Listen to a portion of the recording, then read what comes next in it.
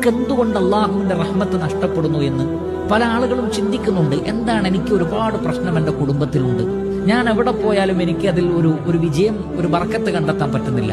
അത് കച്ചവടത്തിലാകട്ടെ, ആരോഗ്യത്തിലാകട്ടെ, മറ്റു വിഷയങ്ങളിലാകട്ടെ, എവിടെയൊക്കെയോ എനിക്ക് അള്ളാഹുവിന്റെ റഹ്മത്ത് നഷ്ടപ്പെടുന്നത് പോലെ പലർക്കും തോന്നുന്നു.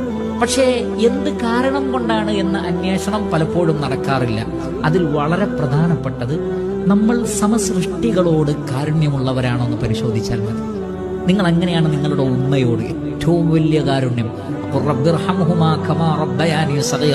എന്ന് പറഞ്ഞ എന്ന് പറഞ്ഞ ആ കാരുണ്യത്തിന്റെ ചിറക് നമ്മൾ താഴ്ത്തി കൊടുക്കേണ്ട ഉമ്മയോടും ഉപ്പയോടുമുള്ള നമ്മുടെ സമീപനം എന്താണ്? അതിലെ ചെറിയ വേരിയേഷൻ മതി ജീവിതത്തിലെ മുഴുവൻ റഹ്മത്തും എടുക്കപ്പെട്ടു പോകാൻ. ഉമ്മയോടും ഉപ്പയോടും കാണിക്കേണ്ട കാരുണ്യം കൃത്യമായി കാണിക്കാത്തവർക്ക് രക്ഷപ്പെടാൻ കഴിയില്ല.